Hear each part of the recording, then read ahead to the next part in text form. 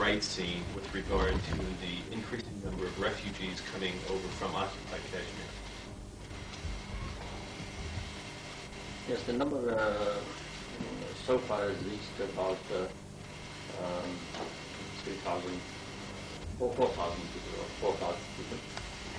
But we are expecting more people coming. According to the pressure from the Indian side, in the military side particularly, the number is expected to increase.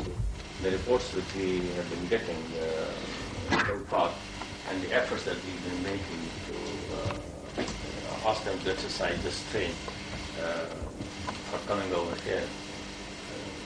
I believe we were wanting them to stay back, you see, no matter what happened. But in any case, when people are under that compulsion, they can't help it. They have to escape. And the amount of the quality of or the kind of atrocity that side is committing is something fantastic. I mean, we've been hearing atrocities everywhere in Israel, Russia, and in other places, in South Africa. But what these people are doing has not been known in history. The other day, the 400 to 500 people who escaped to Allah, they told us that they caught hold of some young boys and turned them naked, then tied them to jeeps for some time and put them up again and took away their eyes and then lynched them and then killed them ultimately. And in front of all the villages, the people who belong to that area. Just like this kind of the torture issue, without any cause. Had they been held for some militancy, act of militancy or espionage or terrorism or something, that's all that was understandable. But even then, people are not dealt with like this. But they would get hold of anybody for that. And the amount of desecration of women folk collectively is not unheard of anywhere in the history. And then of course they don't allow allow journalists to go. Mr. Solas was here the other day, and when he started pleading their case, I said, why don't you go and visit Srinagar yourself? He said they would not let him go. I said, then is this not an ample proof that they have something to hide? And if they're hiding from a friend, then you can imagine what would they be doing to other people. This is how we are there. Every other day we find dead bodies floating down the river. And if you look at them, some of them, as they've been reported to us, they're totally mutilated. You see the various parts of the body cut and destroyed and crushed. And they're purposely sent down here for the people around here to see what is happening on that side. So all this kind of, and then the people tortured in torture cells and held up for nothing. Or even if they were doing something, this was connected with the movement of liberation and freedom, which India has itself gone through 40 years back. So this is what they are actually doing. The way people are forced to leave their homes, even if they didn't do anything, they were peaceful, they were forced to leave their homes in order to create a sort of no man's land for the military operations. Instead of taking them back to their own areas, they push them onto this side. And we are faced with a very terrible situation where the retaliation from this side can start at any moment. And then we would not know what to do with it, how to control it. And the human rights agencies, I don't know, they've been quiet over all this. If a dog was killed somewhere else, you see, the entire United States and Europe and everybody would rise up in arms and human rights have been violated. But here, total humanity is under violation. And I'm simply sorry to say that we have no words to explain this position to anybody. Have the international refugee organizations been approached to... They've been approached, but I'm sorry that we have no answer from them. They perhaps don't treat the refugees of Kashmir as refugees. Can you describe the political impact of the increasing refugees in Azad Kashmir? Yes, you see, politically speaking, these refugees will perhaps invoke a lot of response from this side, and the youngsters who have already been itching to move in, they might get out of control, and that can lead to a further involvement of Azad Kashmir, and through Azad Kashmir, the adjacent areas of Pakistan, and through them the Afghans, and the whole thing might get connected in the region where we're so interconnected, as you see. So one depends on the other. And the tales which people hear from the refugees are simply fantastic to believe.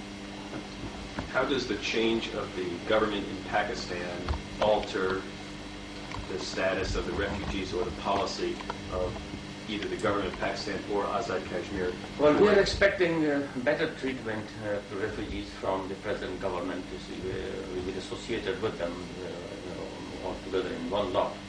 And our main objection against the PPP government was that they are looking at this question through the Indian point of view. They're not trying to resolve the issue, they're trying to keep it as it is. So by the new government coming in, and this man like Jawaharlal Nehru had affiliations, ancestral affiliations with Kashmir. This man, the new Prime Minister of Pakistan, is also affiliated with Kashmir through ancestors. And that way it will be a kind of emotional issue with him also, like it was with Jawaharlal Nehru. Because he always said very openly that I'm emotionally attached to Kashmir because my ancestors belong to Kashmir. That might be an additional factor, but of course that is not a political issue in any case. But politically speaking, the present government is committed to the Kashmir issue in all sincerity, and they will have to take very effective steps to exonerate their own position. The largest concern that's been expressed in the international press and in the U.S. government has been those related to the alleged military camps that the government of Pakistan or the camps that might be in Azad Kashmir. This is a claim that India has perpetuated and has moved the agenda away from the refugees. Could you please indicate to us My friend, there's a very, very fine answer given to this question by Mr. Cranston when he visited Muzaffarabad. He was put exactly the same question. And I said to him, I said, Mr. Cranston, you have seen this war in Afghanistan for a long time, and you've seen what is meant by support by a government. If the government of Pakistan was supporting the Kashmiris who are already up in arms against India, they're not dead Kashmiris, dead bodies, they're already up in arms against India. And if the government of Pakistan was supporting these people, should the fight remain as it is, contained within specific areas? Should it not have flared up? He said, you're very right. I mean, there are camps, but the camps are not for giving training to the people. The young boys, you see, who are hard pressed for their life, they escape over to this place, and they come to Azad Kashmir as a part of their own country. They don't come to a foreign land. They are in Azad Kashmir just as in Kashmir. We treat them as Kashmiris, you see. We don't treat them as people on a separate soil. So this allegation again, leveled by India has been proved time and again to be false. But people, then the other question is, well, how does this militancy at all come up? Well, then there's Afghanistan around, there's a war going on there, and arms are absolutely no problem today. Anybody who has any money can buy arms in any market and have them delivered anywhere in the world. So there is absolutely no problem to level an allegation against Pakistan for that matter. So you will come across some boys. Some have actually joined in with the families, the divided families here on both sides. So you come and stay with them. Some who didn't have any family relationship here in Pakistan, well, we are holding them there, you see, looking after them as long as they want to stay. And if they want to go back, they can go back. But that is the correct position in this situation. It was recently reported that several members of the United States Congress sent a letter to Secretary Baker requesting a formal investigation into the human rights abuses in occupied Kashmir, not only related to human rights, but on a variety of other topics such as the lack of medical supplies. Can you speak to the issue regarding the lack of medicines and the lack of basic human services that are being denied? You see, what the Indian authorities are doing at the moment is that they have totally stopped medical supplies to these people, particularly the life-saving drugs. The boys who come across from that side, you see, they seriously complain that the life-saving drugs are not available. Whatever was available has been drained out completely, and the further supplies have been totally stopped. And then at the same time, the treatment given to the people wounded and the people who come across and the sick people is primarily because lack of medicine, and secondly because of the apathy on the part of the Indian authorities. You see, they don't get that treatment. And on top of it, there is a very serious position building up already, and that is concerning the food situation in the valley. You see, it's an agricultural land, and the mainstay of the people it depends on the agricultural products. The Indian authorities have been setting them on fire at random. You see, the crop was ready now for harvesting. You see, it will set on fire. By this, they want to strangulate and kill the people. You see, starve them to death. And all these, if they constitute anything like human rights, well, I think it's a gross violation of human rights of any standard, any level that one can imagine. If you could speak to the Indian government, what would you say regarding these refugees and the political situation in occupied Kashmir? Well, I'm prepared to discuss it with anybody who has an iota of humanity in him, and I can show him around and see what is happening. And I don't think anybody with a sense of humanity can approve of what is happening. There have been wars amongst the people. People have fought, killed each other. But this thing has never happened. And then we have been the same country. You see, we have same country, we have same culture, and nobody has ever done like this. You see, at large scale. Individually, people might have been very bad to each other. You see, but at this collective, organized level, by the organized authority. And it's not done by public, it is done by the government agencies, you see, run by the government. This has never been done in this country. And I can take them round to anywhere. I said to Mr. Solal, he said, they wouldn't let me go. I said, you take me along with as a hostage, you see, and I'll show you around. Nobody will touch you, you see, I can assure you. So they don't let anybody go and see for themselves what's happening. I hope if you can enter Kashmir, you see, and anyone of you can go and see things for yourself. I've got a couple of questions. One, the nature of the movement in occupied Kashmir itself. The Indian government has said that it's essentially a movement instigated by militants, and it's not a grassroots mobilization. They say 3-4 things about this movement. They say it's a fundamentalist movement. Correct. They say it's a terrorist movement. They say it's a separatist movement. They say it is infiltration by Pakistan. These are the 4 allegations which they have been leveling. And each one of the allegations has been disproved through all the available sources in the world, by the news media, by diplomats, by politicians, by intellectuals, by lawyers, any people coming from anywhere. We've shown them around and taken them to those places. This has been disproved totally. Let me ask you a question related to that. The flare-up in violence essentially occurred during the month of January and yes. has increased since that time. Yes. Why this timing, and do you think that the transition in Eastern Europe affected the mentality of the Kashmiris seeking their own self-determination? It must have affected. You see, it's a human problem. It must have affected, and the war in Afghanistan must have also affected. And on top of it, what really aggravated the situation was the activity of the Indian government itself. Because the Indian government, along with this Afghanistan problem, they were very seriously concerned about doing 2 or 3 things in Kashmir. One, they wanted to change the demographic complexion of the state. They were bringing in non-Muslims, importing them from across, so that they could change the complexion of the population. That was one, and that was intensified. And secondly, they were diluting the religious entity of the people. Now, whenever the religious people, whenever in a country like this, they can absorb or swallow anything else, but they cannot swallow desecration of the religious sentiment. Now, the Indian government was trying its best to dilute your religious identity, and these 2 things, when the youngsters in Kashmir realized that this is what was happening, then they were let loose, you see, and they reacted, retaliated with full force, whatever they could do.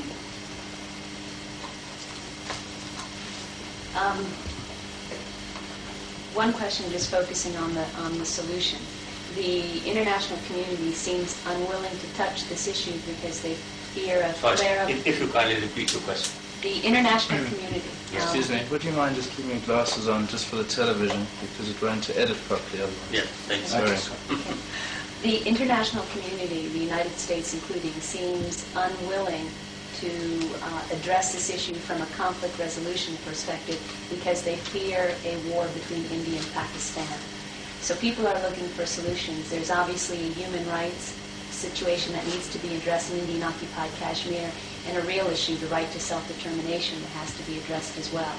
How does Kashmir come to a solution without aggravating the tension between India and Pakistan or possibly another war? You see, if the international community is seeking a solution of the problem while maintaining at the same time that the problem should also continue, then perhaps the human mind has no answer to that. But if the problem has to be resolved, it has got to be resolved, whether it is palatable to India or non-palatable to anybody else. And the issue is that this huge population, bulk of population, who has been denied the right of self-determination, while all other compatriots in India and Pakistan have exercised that right, they cannot be denied that right for all times to come, and the people will fight for it. Today there is a possibility of a political solution, but tomorrow that possibility will also close down, because when the militancy gains ground and upper hand, today the militancy is still under control, but tomorrow it might gain ground and get out of control. What's the first step?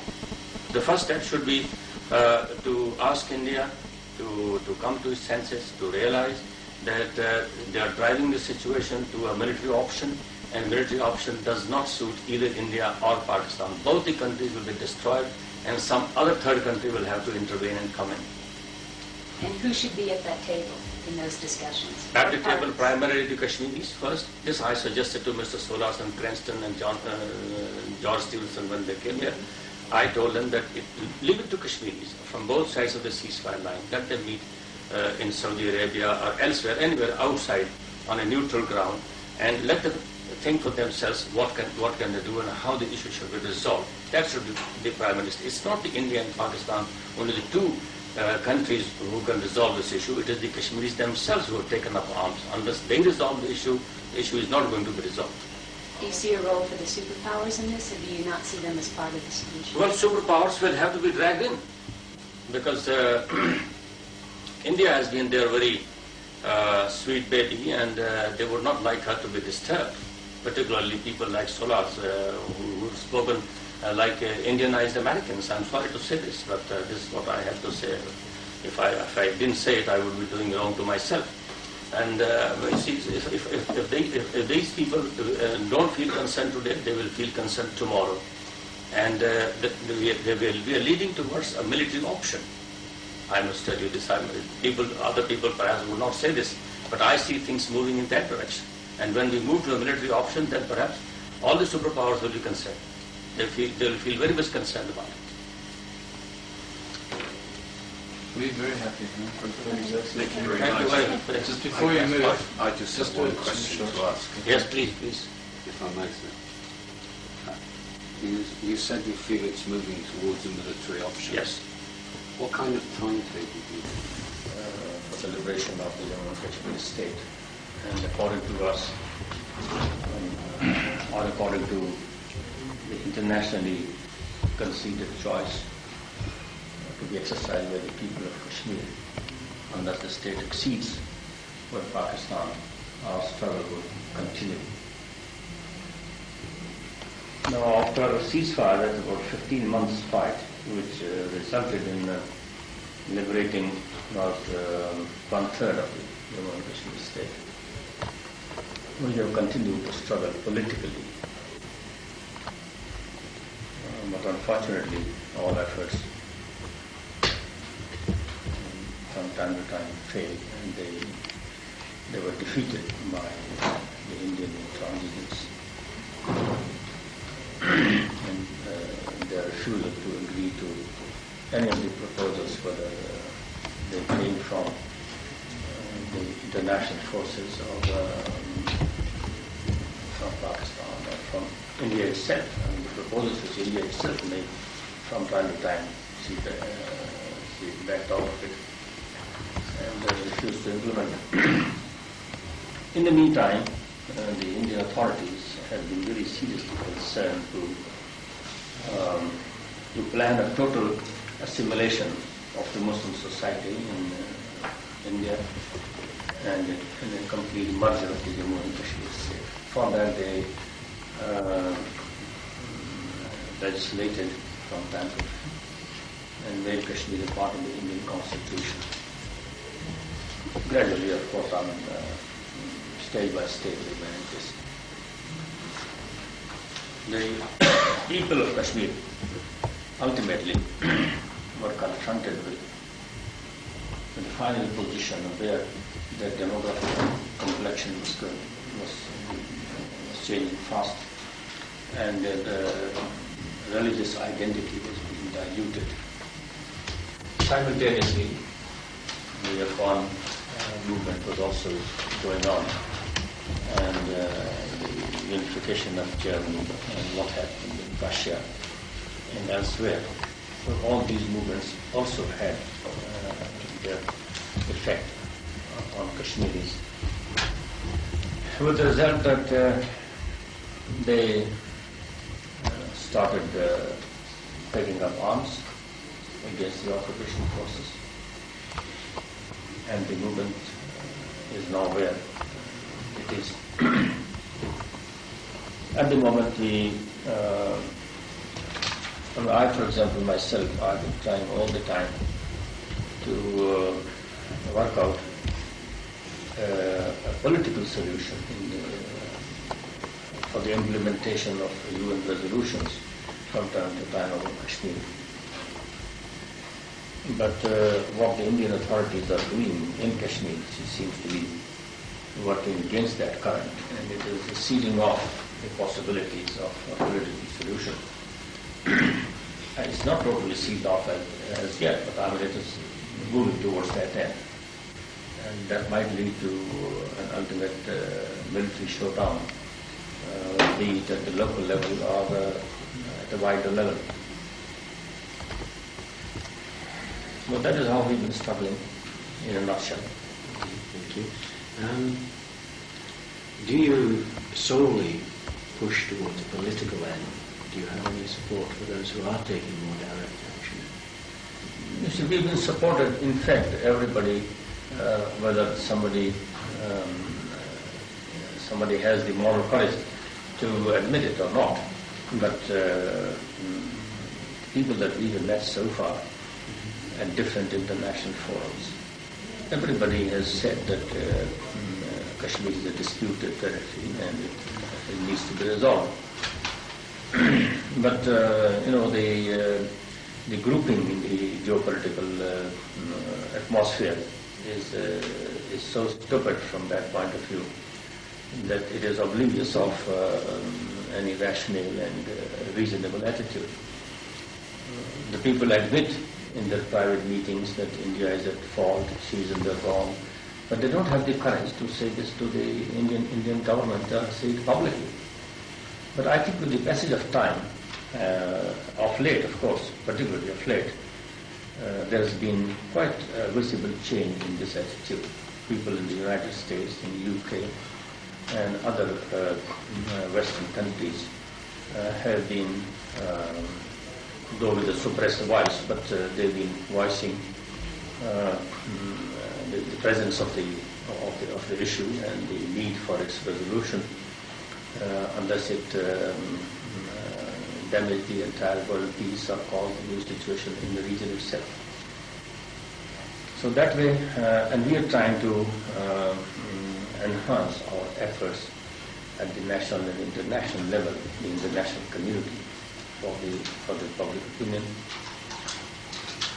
which we hope, being on a strong wicket, will be taken due note of by concerned people. What direct steps have you been taking to try to persuade the UN to bring the matter back on the agenda in terms of the resolutions that were in the past? You see, no argument, actually no argument would have succeeded, except that, but for the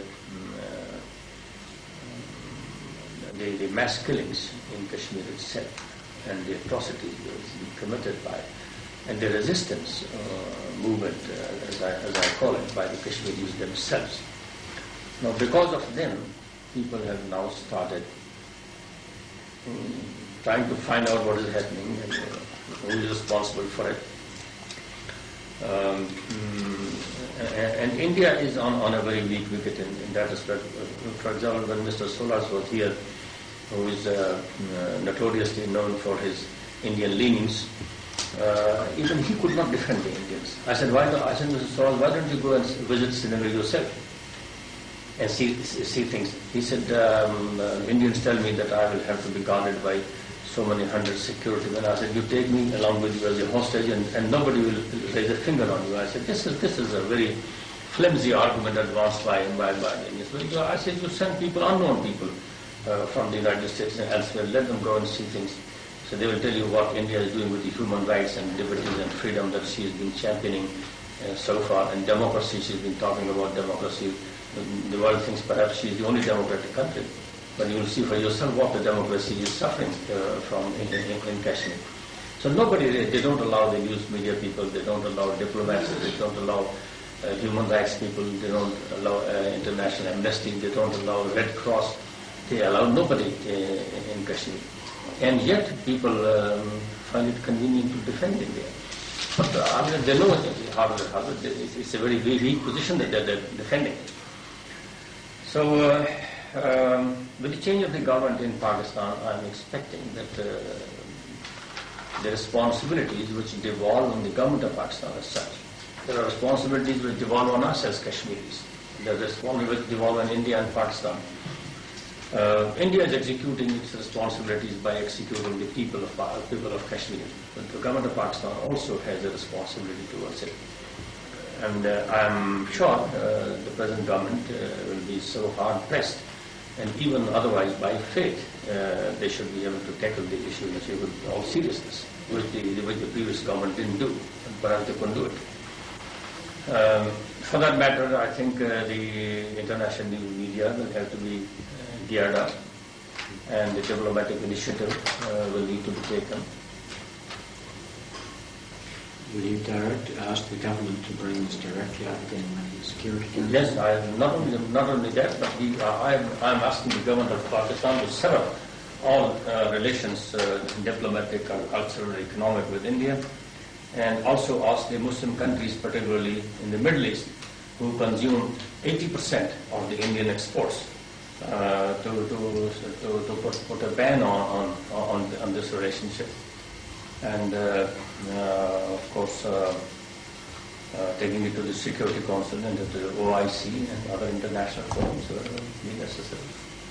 Have you tried in the past? We did, but they had their own commitments, I'm sorry to say, and Kashmir perhaps did not figure at a high priority with them.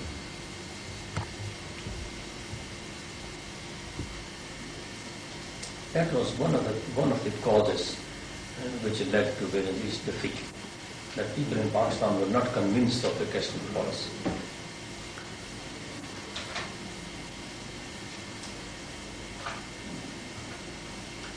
You're saying earlier that the armed resistance has helped, along with the Yes. Indians that has helped bring it to the fore. That's right. From your own position, do you directly support the armed resistance?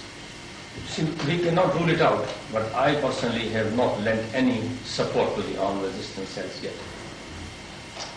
We've been projecting the issue from the political point of view. If I had supported them, I would have been a militant myself along with them. Yes, sir. What I've heard, and this is a rumour that I've heard, or the chat that's come. Somebody said a very interesting reply in this. He was asked as to, do you support the militants? They said, we are not in the militancy, but we are with it.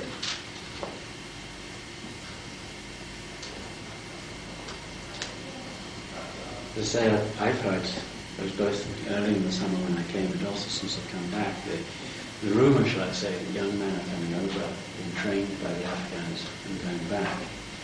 Is that with any of your cognizance? No, they don't need to consult us. You see, they go to Afghanistan on their own, and they've been getting training there, as we hear.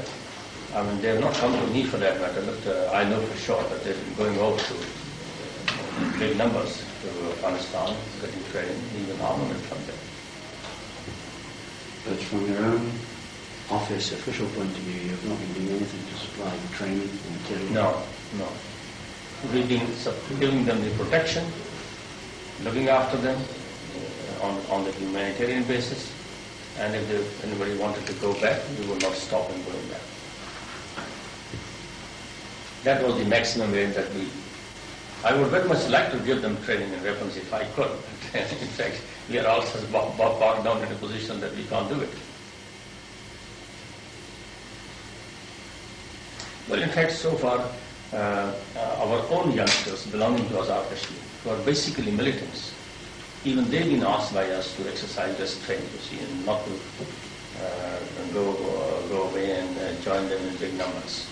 Individually, I don't know, some individuals might have trickled out, but collectively they have not yet joined the struggle. Whereas there's every possibility of the youngsters in Azad Kashmir joining in with the struggle collectively. How much longer do you think, if the troubles continue in Kashmir, how much longer do you think it might be before? I think the next year is going to be very crucial and decisive.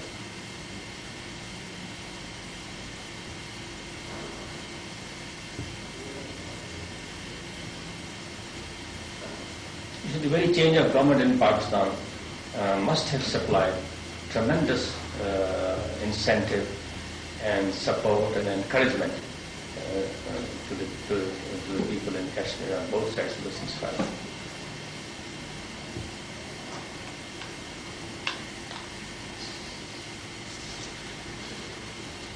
Within the next year, do you see it being more local armed struggle increase? Yes. Yeah.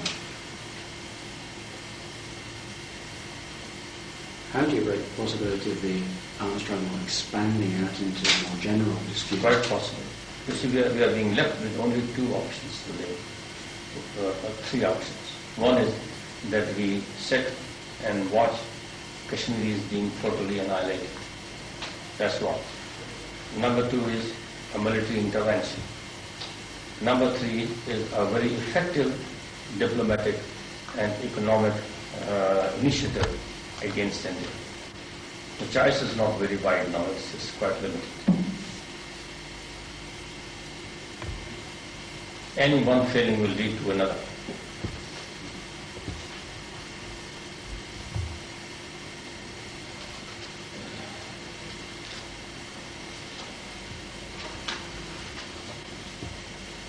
Talk of the troubles in Kashmir and the attempt to assimilate the Muslim community into part of India. Hindu society, not India, but Hindu society, yes. That might confuse the... Yes, we can. There has, at partition and the years subsequent to that, been a large number of killings, and generally accepted by the international community that as a fact.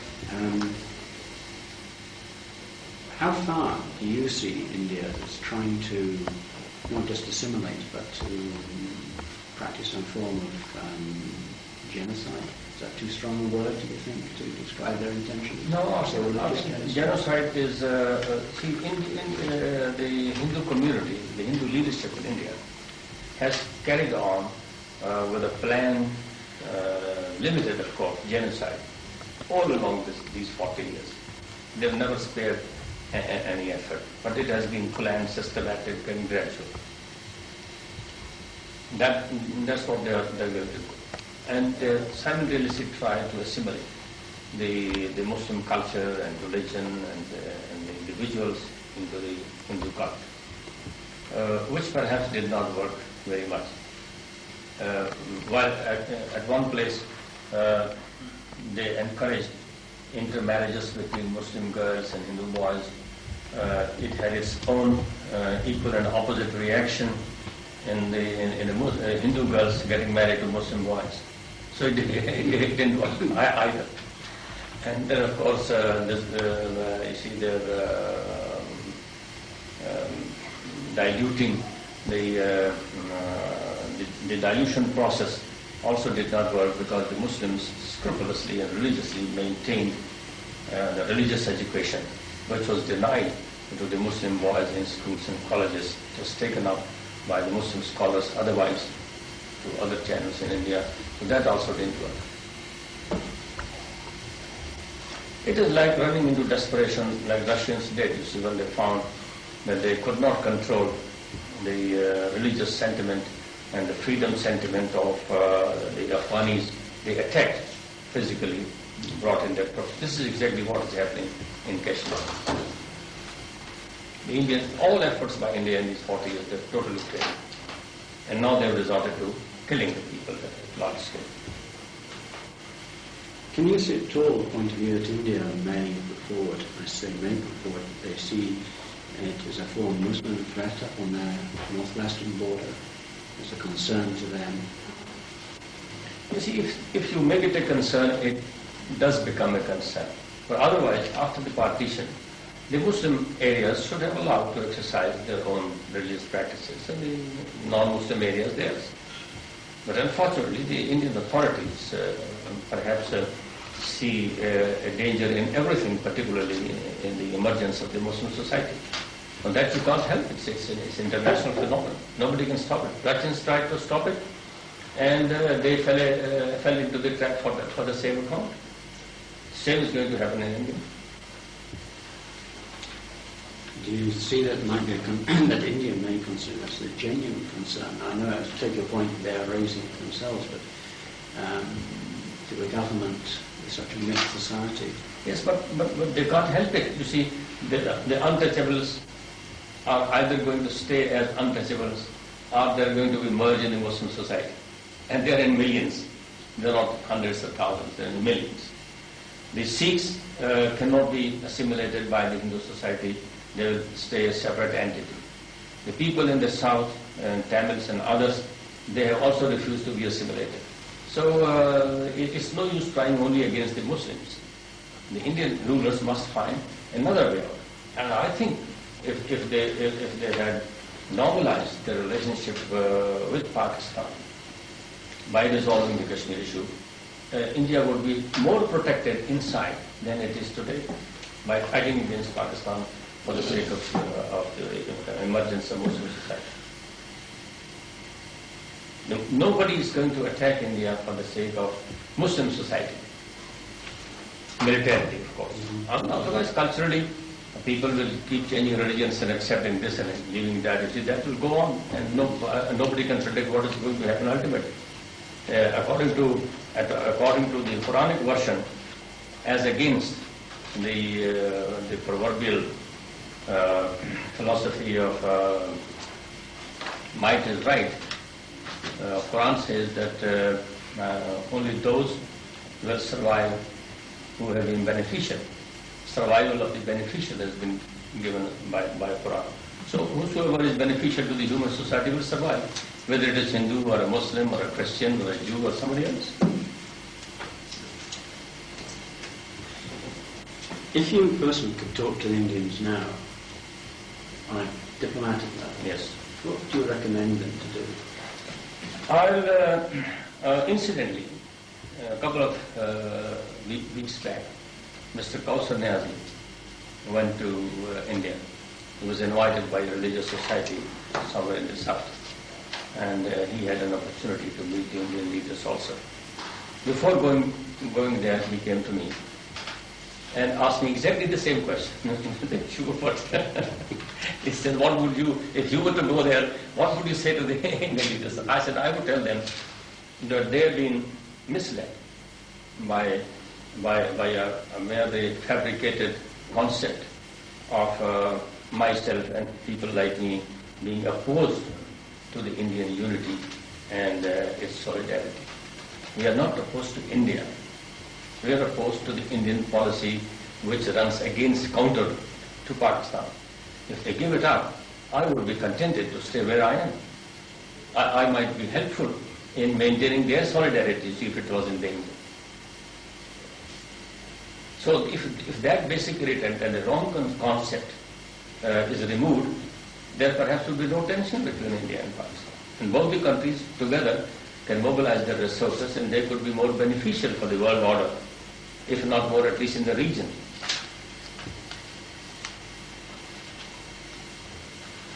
Have you been back to India to talk directly? No. They won't give me a visa. I applied for one last year. I applied for one, and I was encouraged by the People's Party government that they will be able to secure a visa for me. This was to visit a shrine in India. The regular visits, people going from here. The last moment, I think they perhaps were under the idea that I may back out myself. So they kept on encouraging to see the visit. But when it came to finally deciding, I applied for a visa, my accommodation was reserved in Delhi and other places, and then the Indian embassy said, "How on earth can we allow Sardar Qayyum to visit India on whatever the pretext?" But I sincerely wanted to visit India. I didn't want to make any political capital out of it. I just wanted to go and pay my respect to the sages there, and that's all. But that was not allowed. This tension, you see, this tension must de-escalate if both the countries have to stay together as good neighbors. And anybody who is unreasonable, be it me or somebody else, must accept that unreasonableness, you see, and remove it. You can't at the same time, you see, Americans have so far succeeded in running with the hare and hunting with the hound, but India perhaps may not succeed. Because we're the same people, you see, here and there, both of them. They know us and we know them. Do you see yourself as flying again maybe next year to go back to talk directly with the Indian authorities on this problem? I really don't know. It has been impossible for me to do it, but I proposed a conference at the international level between the Kashmiris on both sides of the ceasefire, from both sides of the ceasefire line. And in that conference, I had suggested that whatever the representatives both the governments might like to say, they can be accepted. From India and Pakistan, they can sit with us and talk directly about the Kashmir issue. That has been a suggestion which I have been pursuing for the last so many years. And it was very much appreciated by Mr. Solars and Cranston both, and even John Stevenson when he came, he also very much appreciated this. But in fact, we kept on discussing even the details of Mr. Solars to satisfy his quest for it. And he said, if you people sit together and pass a resolution against India, I said, we can assure you will not pass a resolution. We'll discuss it with friends and see what can be done. It's not trying to aggravate the situation, it's trying to pacify and de-escalate. Mm-hmm. That is an opportunity which can be availed. Otherwise, talking directly to them perhaps would not mean anything. If it has to be at international level. It should be at international. And Kashmiris from both sides of the ceasefire line should be taken into confidence. They should be relied upon, trusted for their own right of self-determination. And if they come out, I mean, the Kashmiris will not be oblivious to the interests of India and Pakistan both. They can't say to hell with you all, because the interest is so common. It is just intermingled with each other. So they will take into account the interests of both the countries, and they can sit together, discuss it with the representatives of both the countries, even friends abroad. Even they can talk to the United States, the UK, where there's a lot of interest involved, and Saudi Arabia for that matter, as a leader of the Muslim countries, and find a way out. That will provide even a face-saving device also to many. Maybe for me, if you can provide a face-saving device, maybe for India or somebody else, it can provide that device. How would you see Kashmir if, in your ideal world, how would you see Kashmir developing as a region? If India and if irritants between India and Pakistan had to be removed, and that is, I think, the basic cause why other countries, other than India and Pakistan, are interested in Kashmir. Otherwise, perhaps they have no direct interest in Kashmir. They are interested because an irritant between India and Pakistan has to be removed, which has brought both of the countries to the edge of a volcano. So if that has to be done, then Kashmiris should be allowed to accede either to India or to Pakistan in total. Division of Kashmir perhaps will not be acceptable, and even if it is worked out under some political pressure, it will fall off like the Berlin Wall. It will not work. You say it has to be a decision by the people? By the people, yes. Yes. And you see it as it's very definitely Kashmir has to go either to Pakistan or in India? Yes. You do not see it as a possibility of standing... There is no possibility. That will only be wasting time. Because when you sit down to discuss, for me, there are two positions in this. One is that I can't even accept this for discussion, because I have a committed position. Mm-hmm. And the party that we are discussing with has no position. It's not committed. For example, India has given us no commitment. So how can I sit and give up my own commitment for the sake of a commitment which doesn't exist? So primarily, that is a position where I am stuck up. And secondly, even if it was agreed upon that we can't work out a third position, that third position is not viable. It's not workable. It will ultimately lead us to a partition, maybe in more than one territory. It might not only bifurcate, but it will trifurcate the state, you see, and lead us nowhere. But even that, according to the foreign diplomats, even if we came to that, it depended on India whether she will agree to it or not. I asked Mrs. Zoras, I said, all right, if Pakistan agrees and I agree that we have a third position, can you say with assurance that India is going to accept this position? He said, no, I can't say. Then why do you expect me to discuss it at all? This should be discussed with India first.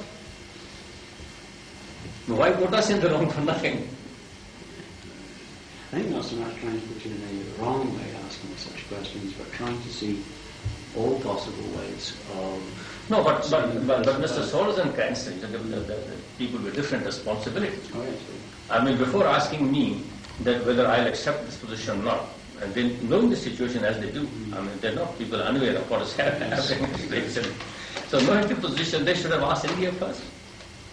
And then if I had any objection, they could sit and discuss with me that this is right, this is not right.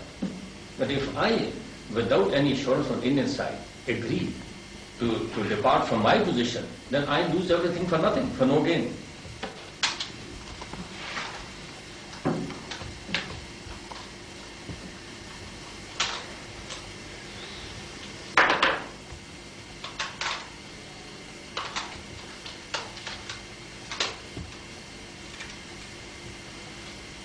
Even legally speaking, when the two contending parties, between the strong party and the weak party, are weak not on merit, but weak by might.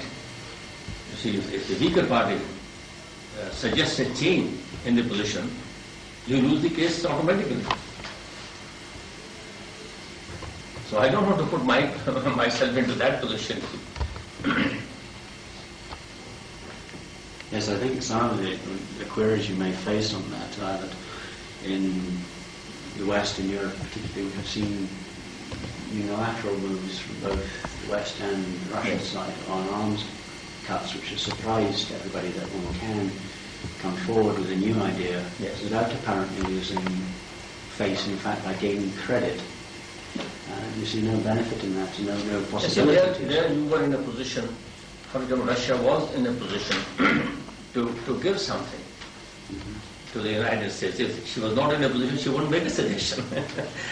That would be avoid suggestions. No use, no way. It's really, I'm not pressing the point. No, certainly not. It's just simply to understand. Yes, some of us sitting outside could say, well, if it saves India's face, political face, that they are not giving part of what they see as their country to a neighbour with whom the best. All right, but my point is that even if I were to accept it, is there any assurance that this is going to happen? No. Well, yes, that is what makes all the difference, you see. I mean, they can keep the point pressing with India, all right, but it's no use pressing it with us. Because we might accept ultimately this position, but by our accepting, the position doesn't change.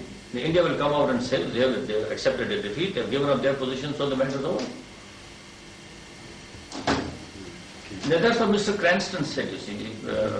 Mr.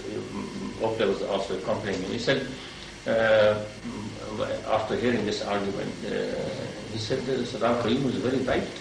Unless India admits that there is a dispute to be resolved, how can you go ahead with a further suggestion when India does not agree upon the very fundamental fact that there is a dispute? But if you admitted the dispute, then perhaps you could advance 1, 2, 3, 4, 5, 6 suggestions and formulas. But if you didn't admit that there was a dispute, then what's the use discussing any formulas? That's the position India has taken. See, they don't admit that there is a dispute.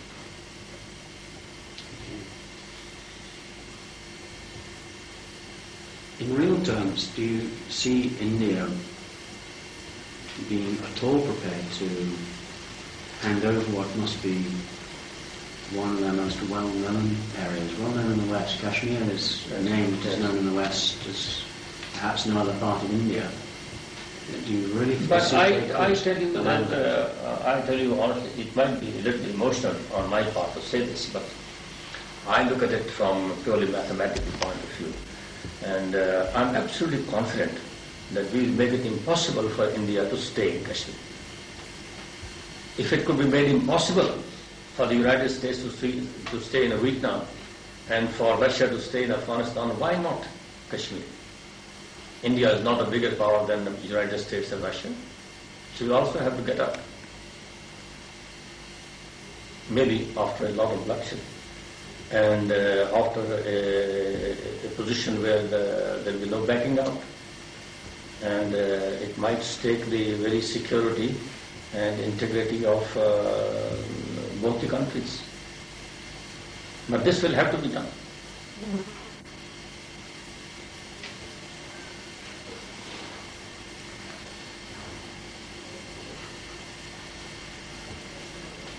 Very few people know that we've been responsible for asking the Afghans not to enter Kashmir.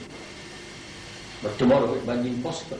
Even they won't listen to me, they won't listen to you. They might do it on their own. How can you stop?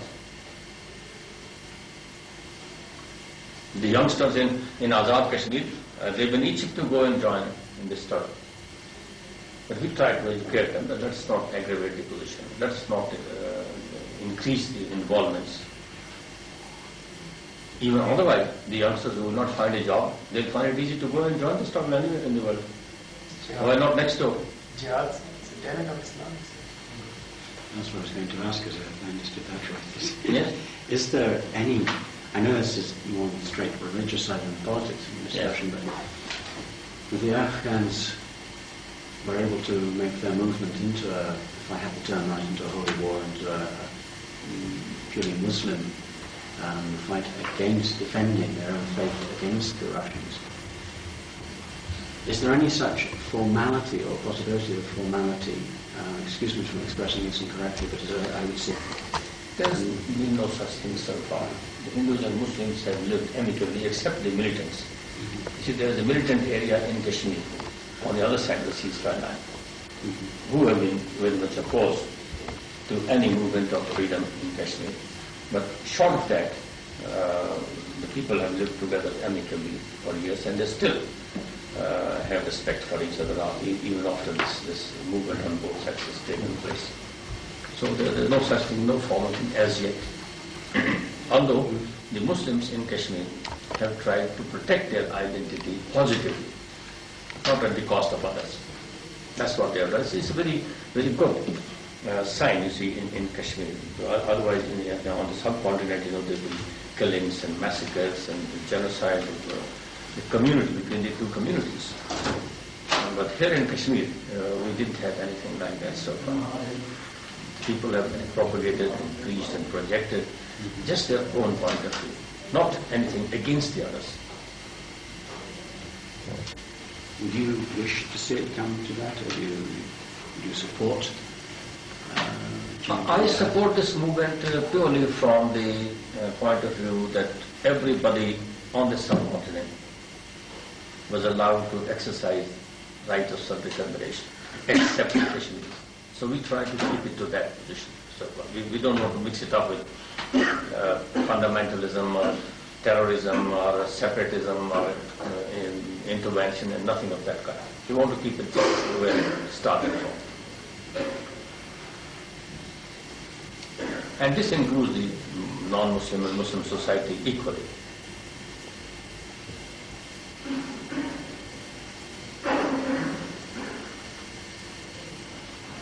Can I turn it just like more to the human side that's coming across, to the refugees that are coming from Kashmir? Are you going to visit some of them? I'm hoping very much to, because I wish to see both the broader spread and the more human individual. Certainly go on.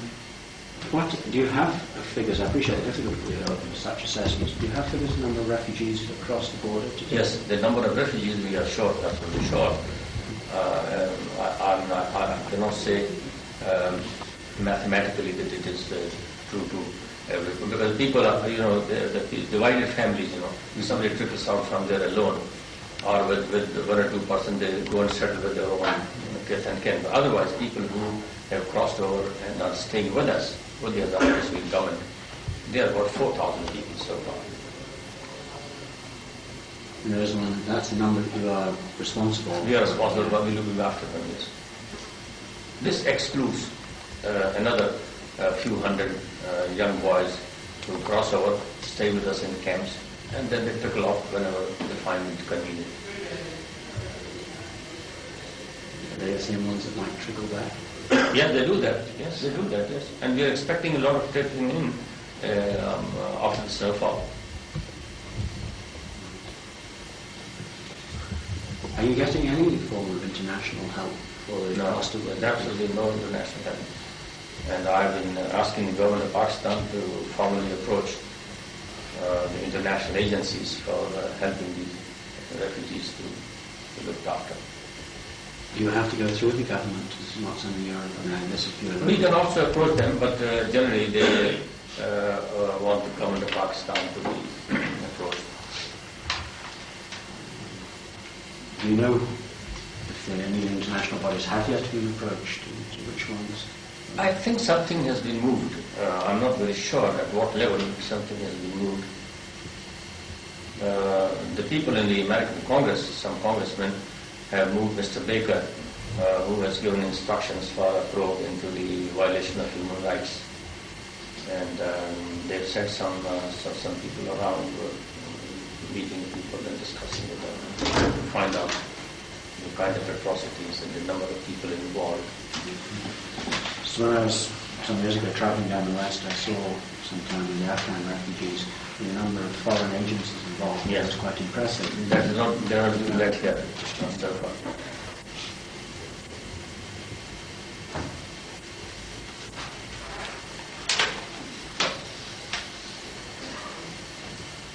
I think that probably covers all the questions that I wish to ask. And if I wish to... It's covered. And then next time when you're moving around, if you come across anything else, we can meet again. Is there anything to cross-examine or find out the truth? Sure, let's cross-examine. The information, you know, the part of information can never be 100% relied upon. We see that if a person is wounded or killed somewhere in South Africa or somewhere else, the entire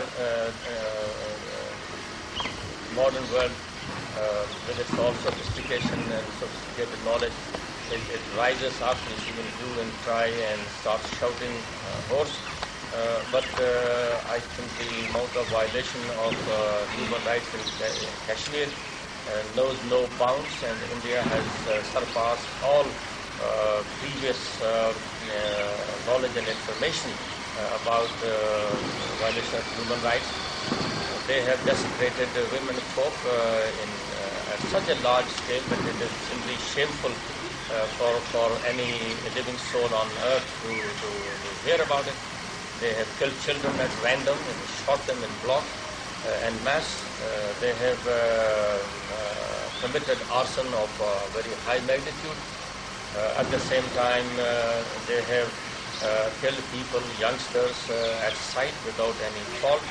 Their torture cells are full of Kashmiris, both in India and in Kashmir itself. A huge number of people have been forced to flee their home and earth, and they are forced to take refuge in Pakistan or in Azad Kashmir. And their food crops have been destroyed, medicines have been denied to them, and medical care has been totally denied to them. Food supplies have been denied to them, and access to news media and humanitarian agencies has also been equally denied to them. This is the kind of shape which things have taken with regard to violation of human rights in Kashmir. And unfortunate aspect is that this is not being taken any note of by the United States or by other Western countries, which sometimes shout hoarse about the violation of human rights. Now, India has been trying to suppress this movement under the garb of propaganda.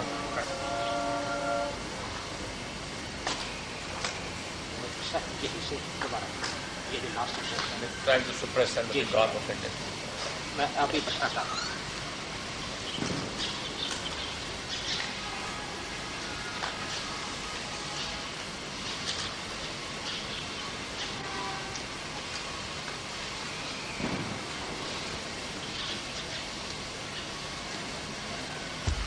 Propaganda machine, very effective propaganda machine. But as the time goes on, they have not been able to break the will of the freedom fighters in Kashmir, and I am absolutely confident that the people who have taken up to struggle against occupation forces in Kashmir, and people who are bent upon resisting foreign occupation have taken about a long time to come to that point, but they will now take a long time to be suppressed, if at all they could be suppressed. But I'm absolutely confident that before the movement is suppressed, India will perhaps have to see a lot of other destruction around. And as the time goes on, this issue, as I was saying, has become the main irritant between the two countries, neighboring countries, India and Pakistan.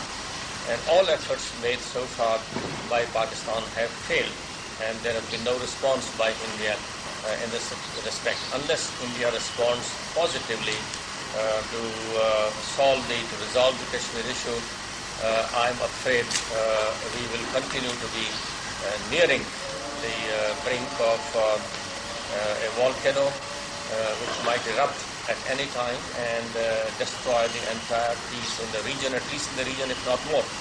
But if the region is affected, naturally, the whole of Middle East will be affected. When the Middle East is affected, naturally, the superpowers will also be drawn in. So that is how the involvement will go on increasing from time to time. Now, in this, United Nations has a very serious obligation to fulfill, because it was the United Nations which caused the ceasefire in 1949, and ever since it has been seized off the issue, which continues to be on its agenda.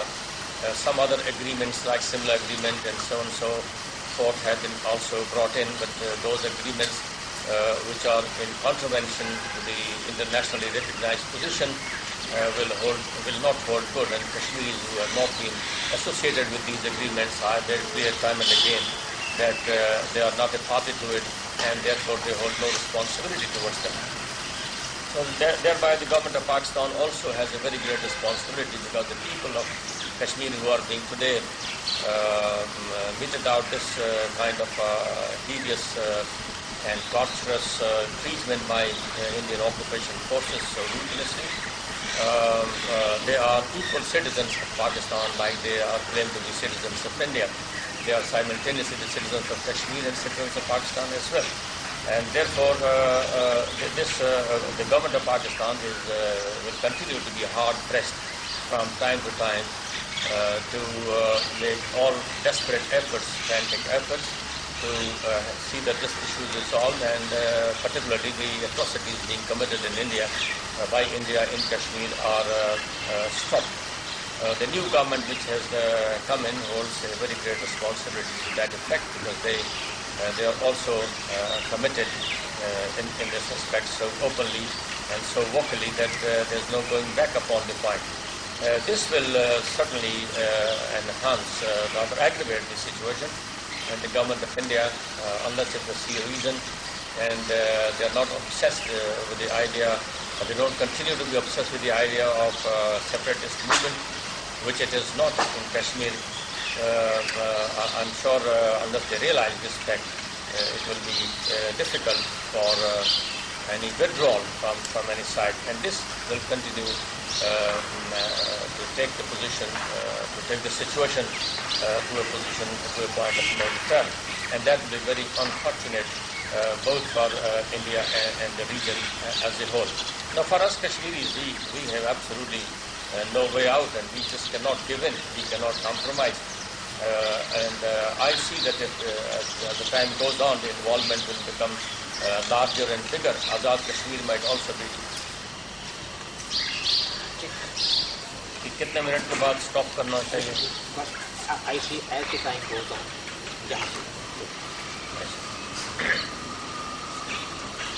ये मुश्किल हो जाता है कि chain of thought disturb हो जाए तो असल में वो इसमें फिल्म की ड्यूरेशन जो है वो थोड़ी होती है, तो वो हमें वो चेंज करना है.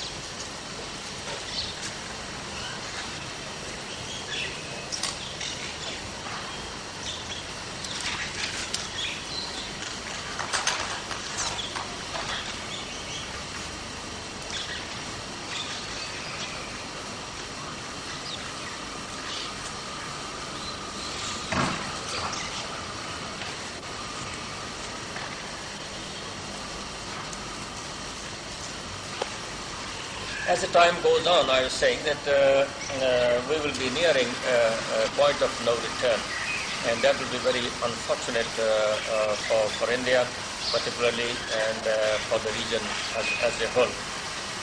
Now, I'm absolutely convinced that if the Indian leaders realize the factual situation, the situation as it is, the reality of the situation, they should be able to see that they are defying their own commitments, they are defying the principle of their own liberty and freedom in Kashmir, and trying to hold it by force, which is against all canons of justice, morality, and international obligations.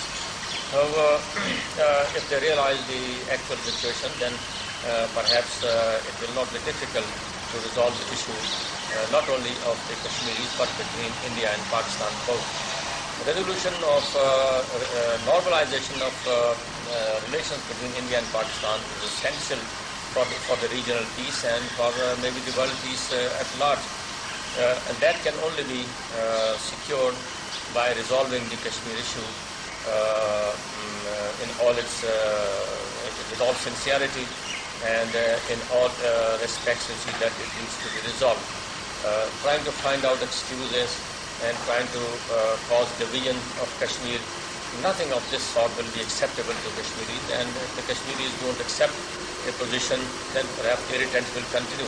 And if irritation continues, well, then there's no use making any efforts at that level. So this is how I see at present the Kashmir issue, and I hope the good sense will prevail. The international forces will discharge their responsibilities